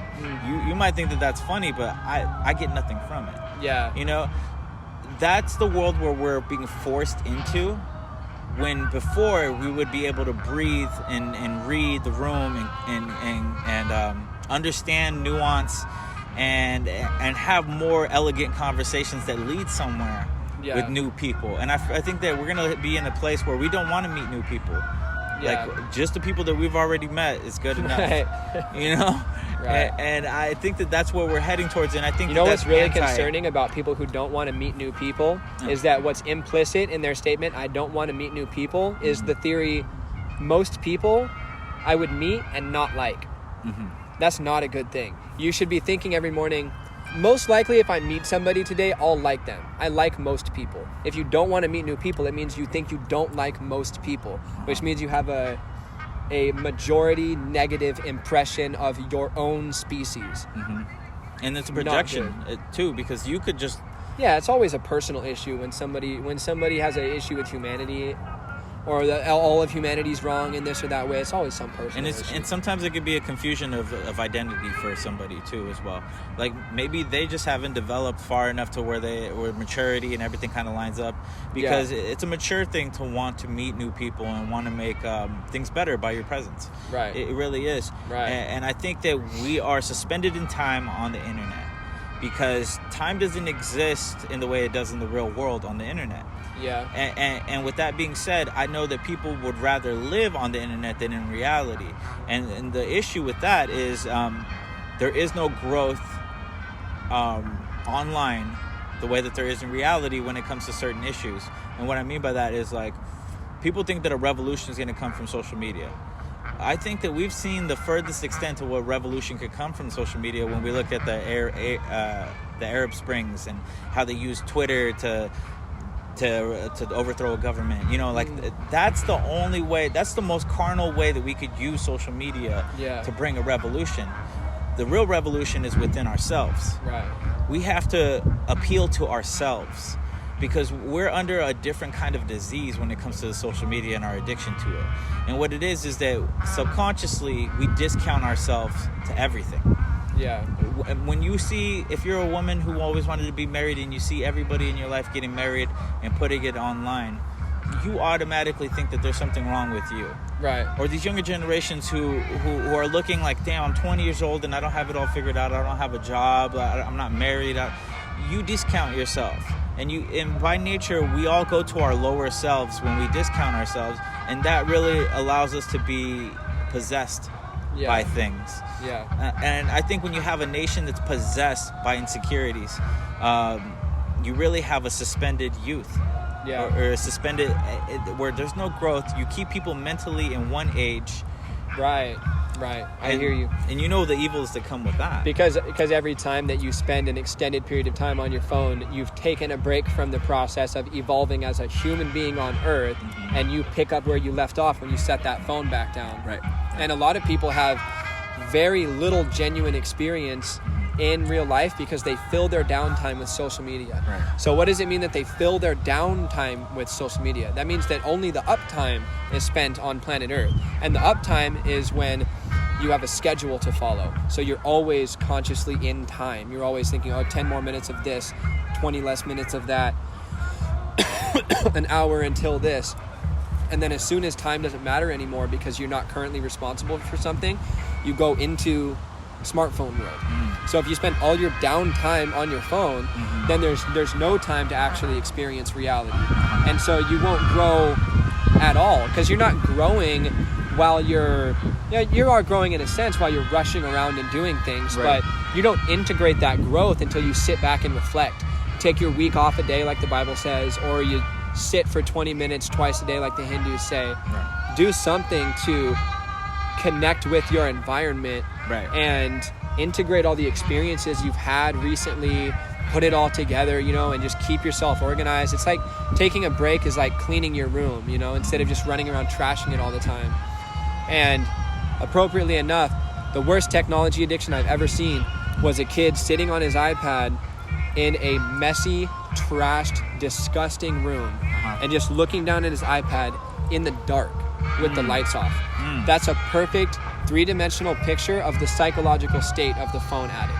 Wow. All the experiences that they're having on a daily and weekly basis are being thrown into a messy closet, and they're never taking the mental break and the relaxation necessary to organize and integrate all of that. Wow. So there's a bunch of junk in the dark, and they're just staring at the phone. It's kind of like hoarders, right? Like how people can... Yeah, people are hoarding experiences and ideas by never sitting down to chew. They just throw an experience in their mouth and swallow, throw an experience in their mouth and swallow. Like they just rush to work, rush to lunch, rush to try to please their spouse between two other responsibilities, and they never just sit and just go, all right, been a fucking day, you know, and just let it all let it all sink in. Yeah, decompress. So there's no decompressing if you go between busy and on the phone. Like hoarders are really interesting to me because there's obviously some post-traumatic stress that they have in their head where what allows them to escape reality whenever they feel they need to, and they don't take care of things like throwing the pop cans in the trash can, you know, and the newspapers start to stack up. When you said the whole thing about the kid being on the iPad in the blanket in a dark room with the reality kind of billowing and building up outside of it, I can see how something that used to be considered an extreme disorder in the past that we used to watch on reality TV and just marvel at of how like hideous and how like right is becoming like normal, a normal palatable thing in certain circumstances. Palatable is a great word. People are acquiring a taste for some people are acquiring taste for trends that are moving in a good direction, which is great, and they're also acquiring a taste for trends that are moving us in the wrong direction, like that. Could that be considered a de-evolution? Yeah. In the reverse direction? Yeah, which is also a sin. That's what sin means. So you just said, is it if it's evolution if it's in the right direction, and it's de-evolution if it's in the wrong direction. Sin was a Greek term that meant miss. It was an archery term. It meant to miss the mark. So to go the mark, to go the way, also the earliest Christian church was called the Way. Not the church that worships the guy from Nazareth, but the way to live, the way to be. People who live in the way are evolving. They're moving society in the right direction, which in religious terms is transforming the world into a perfect state, or to get a little more religious, manifesting the kingdom of God. Kingdom come. Shape the world in the right direction, move in the right direction, evolve. So, yes, to acquire a taste for laziness and indulgence and isolation is to de-evolve, and that's why the religions warn us that such things are sin. It's like creating your own personal hell. And living in it. The bed that you create is what you sleep in. And I think it's interesting too when you look at de-evolve, how devil kind of pops out. That's interesting. At the beginning of that too as well. Nice. And also demon and dimension. The correlation between those two, that kind of brings me to like one of the last topics that I wanted to run past you. Interdimensional beings, or aliens, so to speak. Are aliens really what we think that they are, or could they be some spiritual demonization that's trapped in between realms? Well, so the first thing I want to say is that what we call spiritual is activity in a dimension that we're not conscious enough of to consider concrete. So we are familiar enough with this three-dimensional space that we call it real. We call it real, we call it objective, we call it concrete, we call it solid, and we consider this explored known territory. And then what we consider spiritual is whatever is on the outskirts of what we understand. So if I touch your arm right now and heal you, you call that spiritual. Because what you mean by spiritual is you did that by utilizing some force or some other dimension that I don't understand. It transcends what I know, the world I know. And so the fact that aliens, first off, the fact that there is a higher dimension like that we're only partially aware of means that we're evolving in the direction of that world, because the reason that we're exploring those far out subjects is because we consider them to be the outskirts of where we've been, or the space that we're moving out into. What we're learning about is like the direction in the cosmos in which we're shining the flashlight that is the awareness of humankind. We're saying we want to look here, we want to grow here. We're moving out into the unknown. So we call that the spiritual, right? The fact that that other dimensional world out there, the fourth or fifth or whatever dimension it is, exists, means that there are living beings that live in that dimension. And so in some cases, we call beings who live in another dimension angels or demons, because they manifested themselves in such a way that made us think they're not from somewhere else in the three-dimensional world. They're from a different dimension because they just appeared in the room. They didn't come here from another three-dimensional location. They're not bound to rules. Right. So we call an angel or a demon spiritual. What we mean is it manifested from a space that transcends my understanding. But if an alien physically appears in the sky, we call it something different because it appears to be something that has entered our three-dimensional space from other three-dimensional space. Right. It looks like it just came from somewhere really far away. Right. But I think that once we evolve enough to be interacting consciously with interdimensional beings, where we are becoming interdimensional beings, that line will be blurred, because we'll find, I think, that some of those other beings, like that we called aliens and extraterrestrials, were using interdimensional shortcuts to get here. So they technically were interdimensional beings anyway. And the angels and demons did physically exist somewhere else, and they were traveling here. But it was in a dimensional way that we didn't understand yet.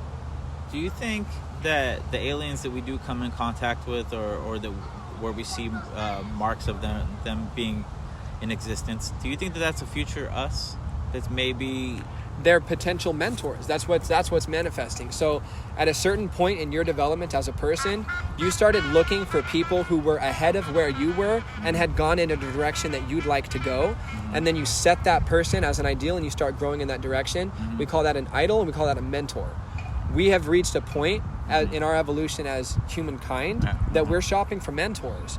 We're meeting mentors for the first time, and we're trying to figure out, by looking out into the cosmos and out into the other dimensions and out into space, in what direction are we going to want to grow?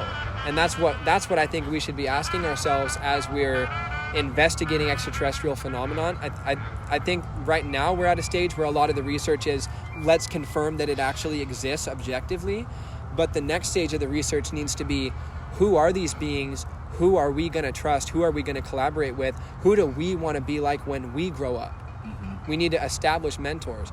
I think it's very likely that extraterrestrials who do not have good intentions have already formed secret bonds with powerful people on Earth.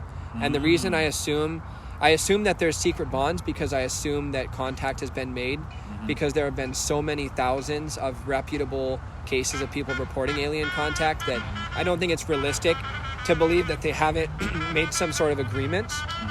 I also believe Bob Lazar's account, that he worked on an Area 51 saucer to try to figure out how to reverse engineer its technology. So I think that these connections exist, and I think that they're evil because they're secrets.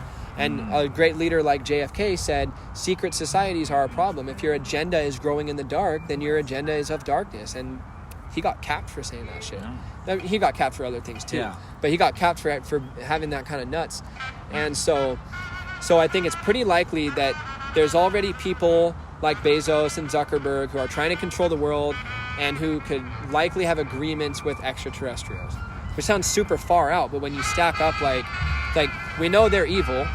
We should naturally assume that there are extraterrestrials with bad intentions. We should also assume that there might be a reason for them to make a deal with leaders on the planet. So I don't think it's that far out, but it might sound far out to some people. And so I think that as individual people, we should actually be trying to investigate and figure out how to contact extraterrestrials that have good intentions, because good mentorship relationships start from a personal connection. Hi, I'm Travis. Hi, I'm Tory. I want to learn something from you. I want to learn something from you. It's a meeting. It's innocent. It's people encountering one another and then deciding, hey, there's something mutually beneficial here. If we do that with extraterrestrials with good intentions, I think good could come from that. bad, selfish relationships start with things like backdoor, handshake, secret society contracts. That shit is not where good things grow. Good things grow naturally and out in the open. That shit is a lab for bad things. So, but I also don't blame the government for not telling us everything, because we're not ready for it. But we also should not be waiting for the government to tell us. That's a serious problem. For people to say, man, I wish the government would tell us about extraterrestrials. No, you go figure out what you want to figure out about extraterrestrials. That's your responsibility. Yeah. There's about 10,000 books on the subject. Get started. That's on you. So somebody waiting on the government for information or revelation is like a baby bird waiting for the mother to drop food into its mouth. And that's the sort of relationship that has a tyrannical leader at the top of it. But man, there's good ones out there. You're totally right. Nobody's read all the books. Nobody's read all the literature, because then you would have the biggest view on the subject that's humanly possible. Yeah. And once we have that kind of scope, then you can make an educated guess, literally an educated guess, on whether something is realistic or not. And I think that is something that we need to really take into consideration, because you got someone like Jordan Peterson, that's my second time shouting him out, who read 100 books on a certain subject, and then he's able to put together these thoughts where they're super educated, and you feel like there's a lot of truth to what he's saying. And that's why we're doing the Night School podcast, because it forces us to read books. And some of the books I read on the podcast are recommended to me by my pastor, Brent, at Eastlake. And some of the books I read are just whatever I was curious about. Okay, the podcast, I definitely wanted to ask you about that. Where can people find your podcast that you have? I think it's on like major platforms. It's on Spotify. It's on Apple Podcasts. Castbox. Okay, Castbox. I think it's on Apple. It's on YouTube. YouTube's like the only one we promote, and I think Raleigh and Evan made sure it was on all major platforms. But so I don't really do it with promote your brother? it. Yeah, me and my brother do it, and it's honestly dope. We don't really promote it much though. We just do it. Right. And I'm pretty sure that people will end up watching eventually. So we're just going to keep doing it. But this is the kind of shit we're reading about. Is I'm looking to understand the true nature of Christ and what it means to introduce people to Christ rather than force people into the Christian belief system. I'm trying to figure out what to do with the fact that we're evolving into an interdimensional world that is making scientific sense of spiritual, supernatural phenomena, encountering extraterrestrial beings. What we're going to do about an international community of people with divided belief systems. How are we going to get ahead of that conflict that's coming up in the future and try to promote peace and understanding? There's plenty of problems in the world, which is really exciting. There's plenty of things to work on. So we're reading books about all that shit, and me and Raleigh both have our own reasons for doing it. But that's my reason. I've got these important problems that I'm trying to figure out to try to become a leader, and so I read about them. It's very interesting. You give me the thought of, like, we have a good simulation to what the world would look like if we were to attack it on a global basis by looking at big cities. Because you have multicultural, different background people living within close proximity of each other, and it's growing upwards as opposed to, from side to side. Yeah. So we almost essentially have to figure out the city. We have to master the city in a certain way, which just seems impossible, because look at how much trouble we have. More crime in the big cities because there's just no way for law enforcement to have, a proper influence. So we have to figure out the city level before we can attack the globe level. And what I realized is that these globalists, or whoever these nefarious characters are that have the money and influence for them to start initiatives that really take over the minds, hearts, and souls of people, they're skipping all of that data, all that research that we've acquired, and they're just saying, let's do it by force. And I think that is what a lot of the world is pushing back against when it comes to a lot of the vaccine, mask stuff, because this came overnight. And if you look at the way that any bad comic book fucking villain does anything, they foreshadow what's coming. Right? So for Bill Gates to come out and do the whole TED Talk where he talked about the, facts, bro. Like, it just seems like a big fucking like comic book where we're kind of just waiting for the bad guy to reappear. Right. And I think that someone that someone could attack what you're saying and say, that's a movie. That's not a realistic depiction of a supervillain. So if you're basing your impressions of actual reality on movie characters, you're not living in reality, and that's stupid. But what you're doing is exactly what you should do, which is look at the way that we represent evil people in stories, and then notice how those patterns that we've encoded in stories overlap over actual real people, and go, oh no, I remember the old stories. They say that the good people are out in the open among the people. The bad people are behind closed doors. The good people are likable and make connections. The bad people are resentful and short-tempered. And so you or like what you were just saying, the bad people foreshadow what they're doing by trying to start steering the narrative in a direction that they're going to be able to gain more power in. Then, so we are always going to do religion. You know, I'm really interested in religion, and I'm trying to figure out how to make its ideas relevant, but I don't think that the world is lacking religion. I think we always do it in some form, sometimes in good ways, sometimes in bad ways, like we discussed earlier.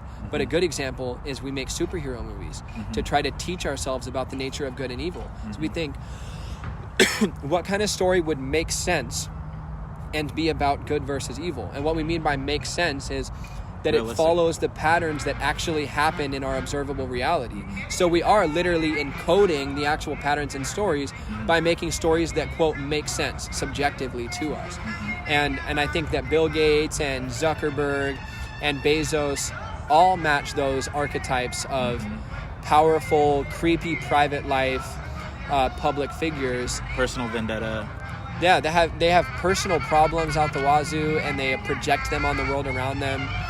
And I think to your earlier comment about working on the city first, I don't really see it that way anymore, because I feel like the connections that I have, the connections that I have are basically right now my close family members and friends who I make a point to see regularly, and people on the internet and coworkers, and then people at church.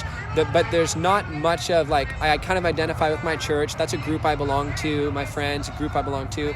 I don't really consider myself a native of the Tri-Cities anymore. It's like I'm personal and familial and then global, because it seems like that's how people are. It's like, if you're going to do something, then why not just go do it on the global scale? You know, like, it's like,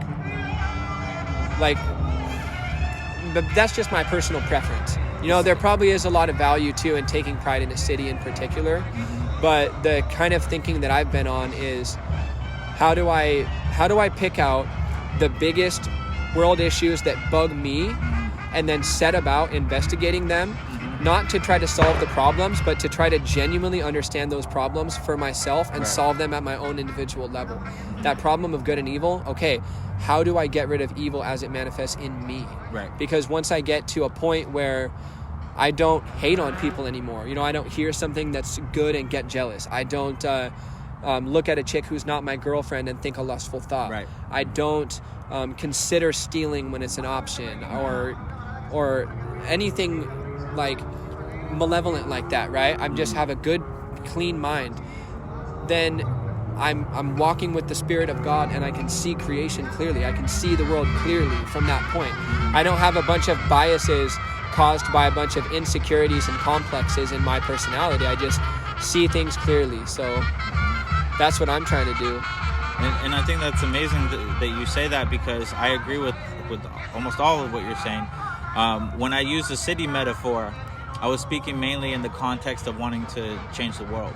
Yeah. So you did turn it into a metaphor of using the internet to get your message across. Yeah. Which I think is very interesting too, but it's almost in the opposite of what I was thinking, because I was thinking more of physical infrastructure, like we have to figure out a way for these groups to be next to these groups and still benefit each other, and still like I guess taking the system that we have out, ripping the system that we have out, seeing what the voids are, and then trying to figure out mechanisms which benefit and enhance life and promote betterment. Yeah. Which is a tall glass order as is, but I think that that's where I'm heading as far as, because I'm on a mission too. I think that what my mission is to be someone like, I look at Kanye West as a huge That's influence. Great. That's great. Because of the way that he is able to talk things into reality. Mm-hmm. He's like the law of attraction in real time. Like he wanted to be a billionaire to the point where he talked his way into being a fucking billionaire. Because you remember when he said, Sway, you don't have all the answers. Mm-hmm. Someone heard that. And then the next thing you know, Adidas and Yeezy are doing a thing, and now he's opened up opportunities by talking. Yeah. Not necessarily going and learning more, which seems to be the answer in almost every other circumstance, but just by expressing yourself, showing your truth, being vulnerable to what people may think of you, and then saying, I'm here to help. Right. So use me as an instrument. Right. And that's where I'm kind of heading in the direction towards. So it really is... to hear you talk about spirituality and religion in the way that you do is very, it's really rock star-ish in my mind. And the reason for it that I think, like, look at DMX, for example. There was a point where DMX stopped being a rapper and he became a gospel artist. Really? Well, if you look at it in the way that he used to rap about the evil things that he had been through and things of that nature, and then his music turned into the fight for self. And, Lord, give me a sign, like all the things that he would say. He would talk to the Lord on tracks, and his life was all about getting over that hill. Yeah. But unfortunately, drugs were a treadmill for him, where he thought he was getting over a hill and he'd end up back on the bottom of the treadmill. Right. So I want to approach things in the same manner, except without the shortcomings of having like a drug addiction or something that just is unbeatable to me. So when I say DMX became quote-unquote gospel artist, what I mean is that he was making music for recovery, for people to recover and to come back to ground and hit reset and then attack the world with a new vigor. Right. You know what I'm saying? And that's what I want to do, because I feel like that's Christ-like. Right. To look at a prostitute or a drug addict, a dope dealer, a prisoner, and then say, okay, I see what happened to you. Right. But can we wash that off of you? Right. And put you in the right direction? And a lot of people don't want to do that because they feel like there's going to be leakage onto their own personal life. Right. And I think that that's the wrong way to think, because if you are given the God-given ability to want to implement yourself in somebody's life for a benefit, you're not necessarily going to worry about what's going to happen to you. You're more worried about how you can affect this person in a positive way. Absolutely, yeah. And I think that a lot of people are not living in that vein because they think they have time. Maybe that state of suspended time where people are not growing is because they think they can live forever. Yeah. Like when they're online, they think they can live forever. So you don't think about going and see your grandma or helping your uncle move from his house and loading up his truck. You don't think about those things because you are in this infinite world, this utopian world, the blue pill world, where anything and everything is possible as long as you stay on it. Because the fear of missing out doesn't exist online. Right. But that's not true, because you're missing out on everything because you're plugged into a simulation that only shows you what the algorithm allows you to see. Yeah. It's that treadmill. It's masturbation at the deepest level. It really is, especially to someone who has ego problems. Right. They're completely possessed by the mirror. It's like the mirror on the wall, who's the finest of them all. Right. So I think that people like us are going to wake people up to themselves. And because I think that we're both two very well-spoken, articulate individuals, I would hope that everybody understands that it's possible for them to acquire the traits that they admire when listening to podcasts for self-development. And like for me, for example, I started my journey about 2012, 2013, where I started listening to podcasts nonstop. Joe Rogan was my first podcast that I listened to. And I learned a lot about the spoken word through listening to the spoken word, coming from people who've actually lived it. Yeah. So I think that this medium is perfect for us to change the Tri-Cities in a way that no one's ever had the ability to do so. First, we have to gain the popularity.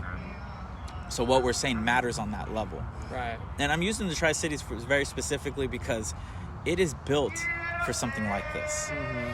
Connecting minds. That's why I was saying the whole thing about different groups living together and getting them to appeal to each other so that they could benefit each other's lives. Yeah. And that's exactly what happens in the Tri-Cities. What gains popularity here is what people think is cool. You know? So in order for us to make the right things, this is a deep thought. In order for us to make the right things popular, we have to get the people with the right intentions in the positions to influence. Right. And what I think that is someone like you, a rock star, who has something that people would consider dull, like religion. Some people would consider it dull because they're stuck in the suspended time loop. Yeah. Right?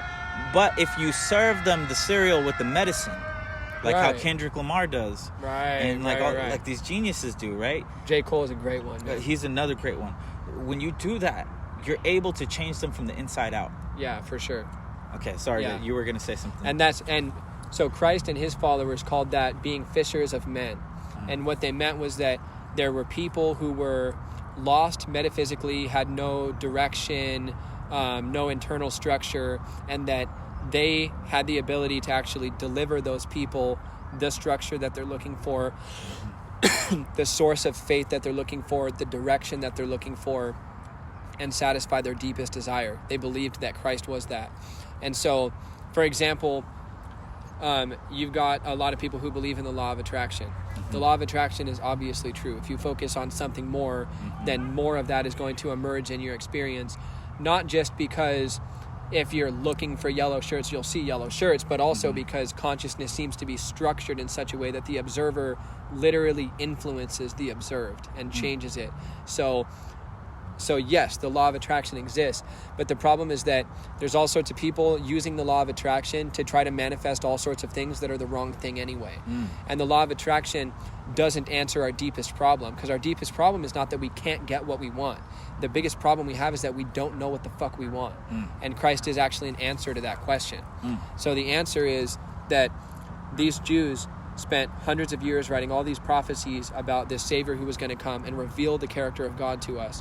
And then he actually did. He actually showed up after these hundreds of prophecies said he would. He was what they said he was. He fed the poor. He healed the blind. He healed the sick. He made the lame walk. He embraced the least among everybody. He challenged the authority. He was killed for saying what he said. He was born in this place. All this shit that they said, he shows up and does. And ironically, he puts the whole Jewish structure in its place and says, you guys are a lot of the time just promoting religion because it gives you power. Fuck off. I'm going to talk to the people and just speak from the Spirit of God. He provided this structure, and now we have a certain actually direction to go in, and we have what I think is best conceived as a practice. So like when you say you want to be the evolved spiritual kind of DMX or Kanye figure, well, that's a direction you're trying to head in, and the pitfalls on that path are the temptations that they fall into along the way, and the pride that gets in their way along the way. And the best of them is the Christ in them, which is the part of them that wants to be of service, do what they're very best at, take responsibility for what's their responsibility, and not put it on anybody else, but bear their cross. And so I think that the answer to trying to manifest that sort of reality to yourself is to give your life to Christ. And what it means to give your life to Christ is say, I'm going to agree to undergoing the daily practice that Jesus outlined, which is becoming a person who loves my neighbor as myself and who loves God with all my heart, mind, body, and soul. So every day you look at your behavior and you go, okay, I could tweak it like this way. You just gradually move in that direction every day. And as you do that, like the book of John says, they were made to be their child of God selves, true selves. These are not the flesh begotten, not the sex begotten, but the God begotten. And John is describing the people who have encountered Christ and had that awakening, that they now, through the process of daily practicing being more like Christ, they shine as the truest self they can be, because by devoting themselves to service, they do what they can do and have the best impact. And by doing what allows them to have the best impact, they end up doing what they're best at. And they end up being the best version of themselves because of it. So if you set all the ambitions aside and you say, I don't care if I'm ever famous, I don't care if I'm ever rich, what I care about is that Christ is proud of the man that I am, then all the other things will fall into place over time.